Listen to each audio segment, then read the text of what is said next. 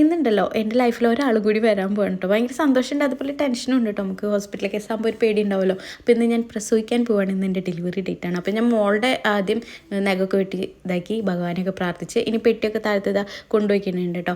അപ്പോൾ നല്ല മോളെ കാണുമ്പോൾ നല്ല സന്തോഷം ഉണ്ടാവുള്ളൂ. ഭയങ്കര വെയിറ്റിങ്ങിലാണ് കേട്ടോ വാവ വരുന്നത് വേണ്ടിയിട്ട്. പക്ഷേ എനിക്കുള്ളിലൊരു ടെൻഷനും ഉണ്ട് കേട്ടോ.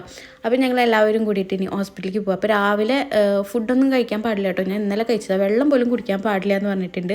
നന്നായി ദാഹിക്കുന്നുണ്ട് കേട്ടോ. പക്ഷേ ഇനി ഒന്നും എനിക്ക് കഴിക്കാൻ പാടില്ല. അപ്പോൾ ഇന്നലെ ഞാൻ ശരിക്കും ഉറങ്ങിയിട്ടില്ല കേട്ടോ, ടെൻഷൻ കാരണം. അങ്ങനെയുള്ളവരുണ്ടെങ്കിൽ ഒന്ന് കമൻറ്റ് ചെയ്യാം കേട്ടോ. അപ്പോൾ ഞങ്ങളെല്ലാവരും കൂടിയിട്ട് ഹോസ്പിറ്റലിൽ എത്തി.